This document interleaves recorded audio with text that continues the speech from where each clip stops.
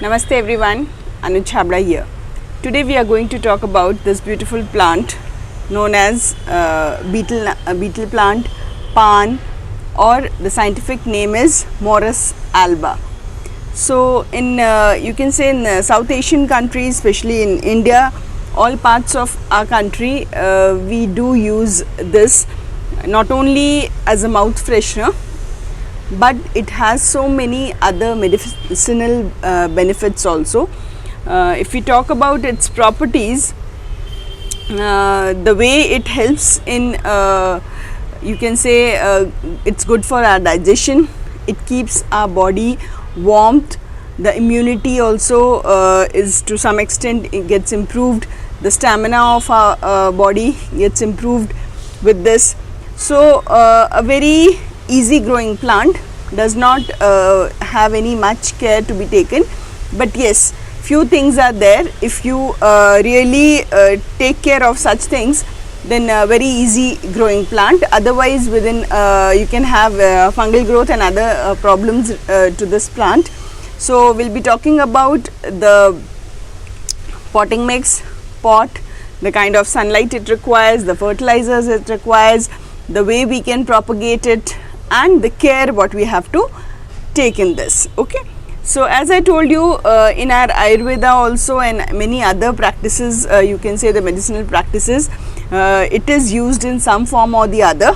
So again, there's a tradition in our country that even in the pujas and everything, it is used for puja also, and it is considered to be a very auspicious, and if you are growing in your house, it is said that it's like a sacred plant, the way we worship Tulsi.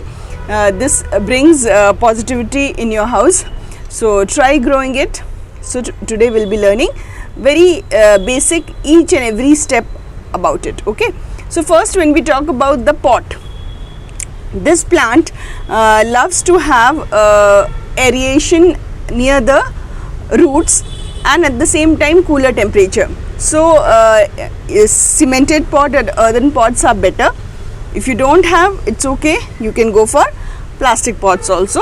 Apart from the pot, if you talk about the soil composition, this plant needs nice drier soil, you can say, but at the same time it should be moist.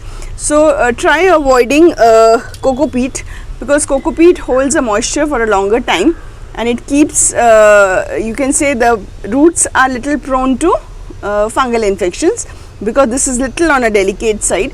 So what we can take is our garden soil, whichever color, the red soil or black soil, whatever is there in your area, the garden soil, compost, sand, and if possible to arrange some clay, you can mix that also.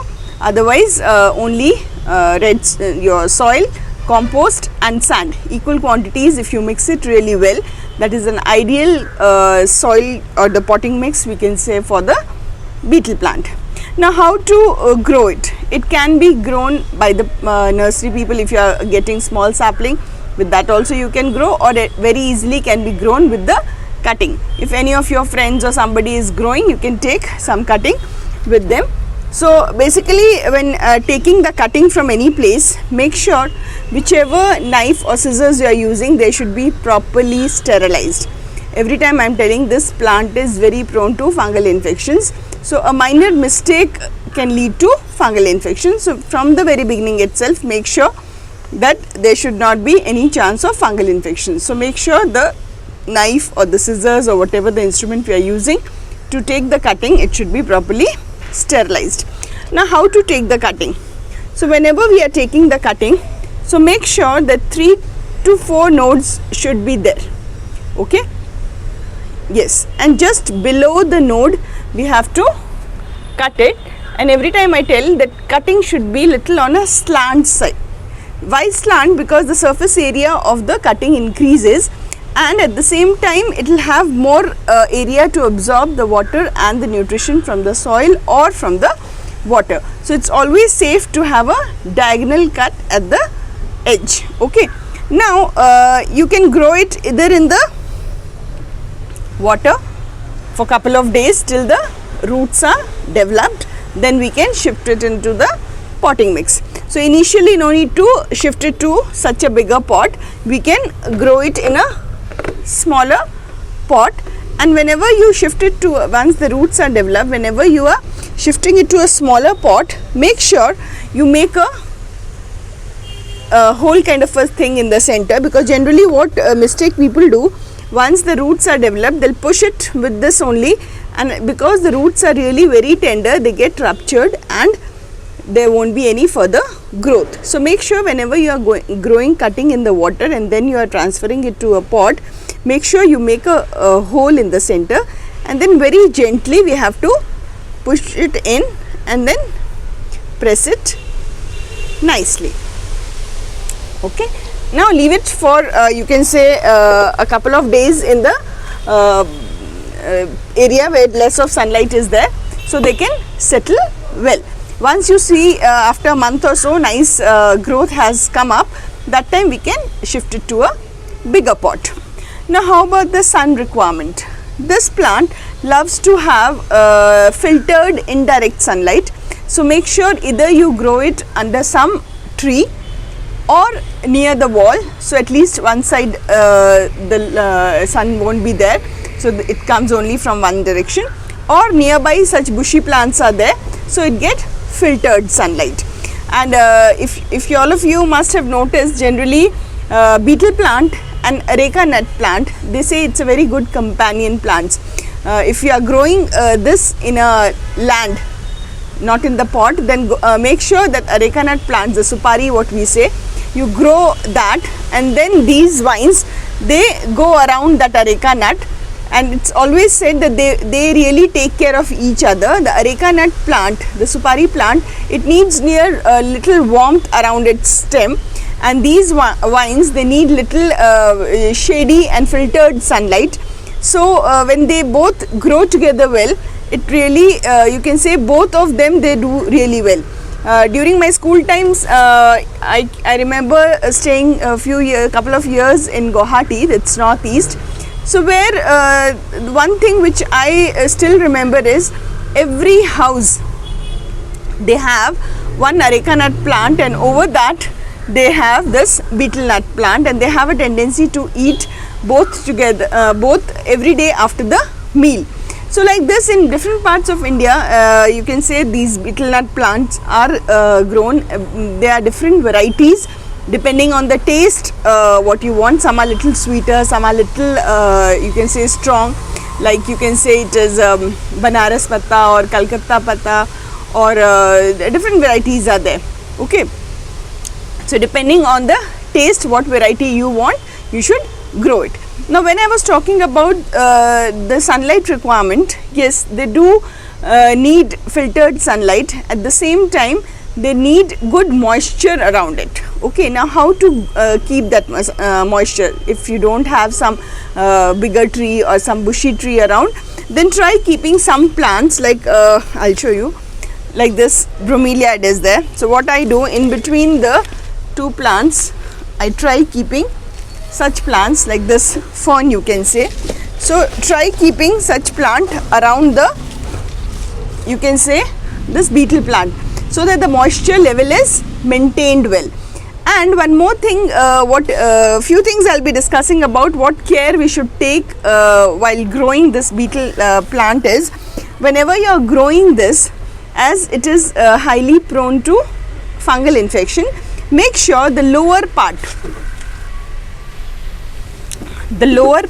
of the you can say this plant, make sure you remove all the extra leaves. So what will happen, whatever the extra leaves are there which is touching the soil, if it is not there, so there won't be any chances of fungal growth. And try to mulch it with the dry leaves also, that also retains a good amount of moisture. Apart from this, when we talk about the fertilizing, about how to fertilize this, so they really love composted cow dung a lot. So at a regular interval, you can say once in 15-20 days, one handful of composted cow dung can be given, or vermicompost can be given.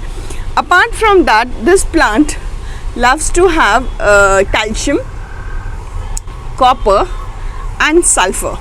But one challenge in that when you give sulfur, so sulfur generally we give in the form of wood ash.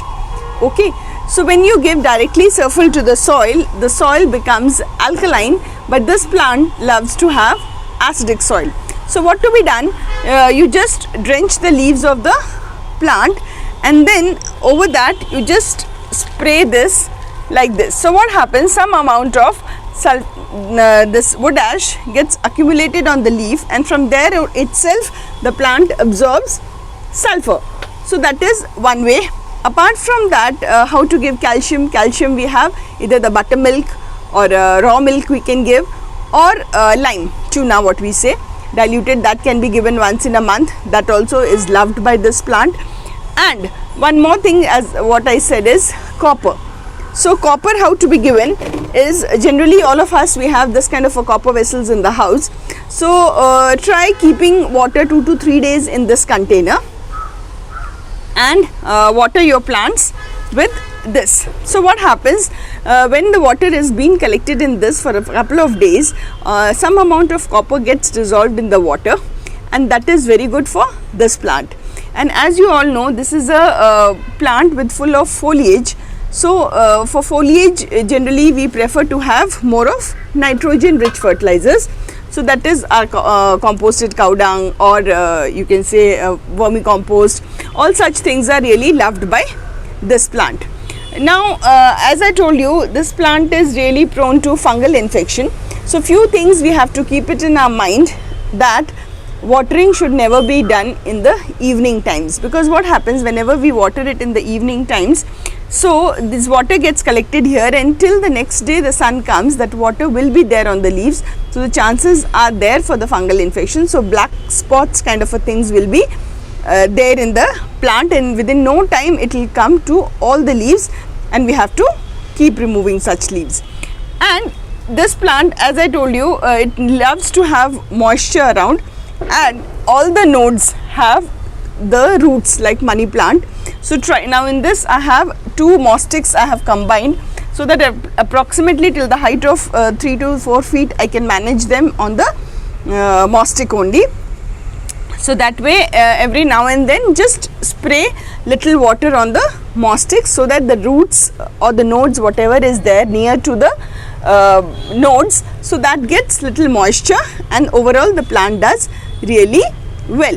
Now one more thing what we have to take care in this plant is, because the new leaves keep coming, the older leaves they have again the tendency to attract pest and fungal infections. So regular pruning is required. So if you are really fond of eating this, so try taking all the older leaves in the form of pinching, you can say, so that new leaves will keep growing, and the older leaves we will keep consuming. So the plant will be safe from the fungal infection, at the same time the pest attack. Now when we talk about the pest attack, yes, this plant is little prone to red mites and white flies. So try spraying if neem oil, or some of you, if you don't have neem oil, just boil a few petals of few leaves of neem oil in water.